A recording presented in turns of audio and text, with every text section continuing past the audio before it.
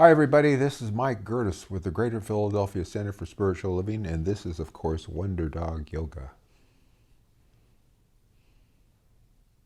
Hey, have you wondered why sometimes the things you tweet about don't happen? Have you wondered why sometimes if you've been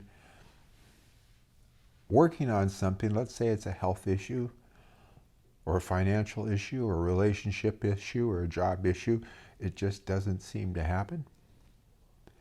Well,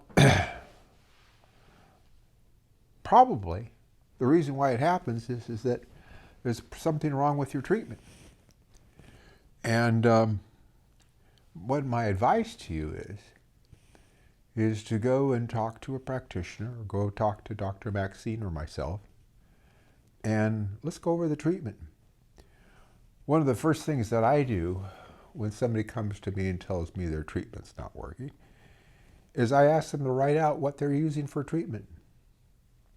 And invariably, I'll find out that they're doing something within their treatment that doesn't quite work. Now, one of the main mistakes, rather to say, that I see people making is to be talking in the future tense. That things will be happening, or things will be this, or we're talking future tense. And when we're using spiritual mind treatment, we have to be thinking in the here and the now. So don't ever give up on treatment. Just recognize that if something's not working, something needs to change. And what needs to change is how you're addressing the treatment. I would say, however, that sometimes you're going to be in a situation where you're so emotionally attached to things that it's best to reach out for a practitioner or a minister to help you. Because sometimes we want something so bad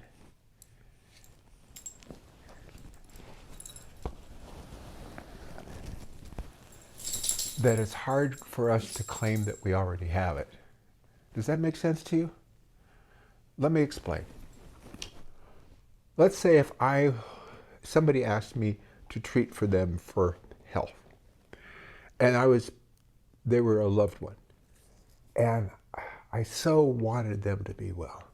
I so wanted them to be well, and I see them well, but I want you to be well. I want you. When I want something, that means I don't have something. And so we need to detach ourselves, be able to detach ourselves from the wanting to know that we already have it, or that our loved one already has that health and that wholeness. If we're wanting to be wealthy, if we're wanting to be rich, if we're wanting to be prosperous, that means we don't have it. So in treatment work, we always declare that we already have it. We treat as though it is ours now. So those are the two primary areas I see. The third area that I see is that we forget to connect with Spirit, our source. Remember, the first step of treatment is probably the most important step of treatment of all. That's connecting with Spirit. Because if we're not connecting with Spirit, if we're not recognizing that we are that voice of God that's expressing this idea, expressing this desire, notice I didn't say want, this desire to be made manifest, then we're just using willpower. And willpower is not what we use in the science of mind. We are not this is not self-hypnosis. This is not wish upon a star. This is not say something 20 times and it'll happen. This is scientific mental practice. And we need to start off with a realization, with a recognition that what Spirit is. Unite with that. See it as ourselves. And then that desire that comes forth to realize that as an already existing fact. It's an already existing spiritual entity. If you can't see it as a fact, know it as a spiritual entity coming forth into your experience. If you do that, treat in the present tense, and know that you already have rather than something you want, your treatment works. Now, somebody will say, well, I could treat to be on the Boston Celtics.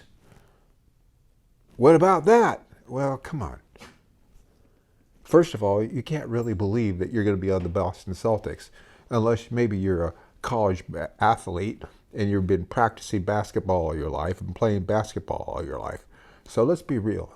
You couldn't actually believe that to happen. This is not Puff the Magic Dragon stuff. This is scientific, spiritual, mental practice. So let's don't get into the tomfoolery stuff. Let's know that this is real. This is a use of a power for good in the universe, knowing that we can use it by allowing Spirit to use us to express that desire to come forth through us. We have important work to do. You take a look at the world today, and the world needs us to know the truth with a capital T, to see through all the confusion, all the angst, all the stuff that's bubbling up, to reveal the clear beauty of love, peace, and joy in the world. Well, that's about all I got for you today. I could go on and on and on, but there's always something to say for another day. So I want to thank you for joining us. Be sure to catch the next episode with Dr. Maxine sharing a love note. And on Sunday, she's got a wonderful live stream for you at 10:30 in the morning. And do check out our webpage by going to cslphilly.org. That's how to connect to that live stream on Sunday. It's how to find out about classes. And it's a way to be able to make contributions to our work, which we really appreciate. So thank you for tuning in. Know you're loved. Namaste.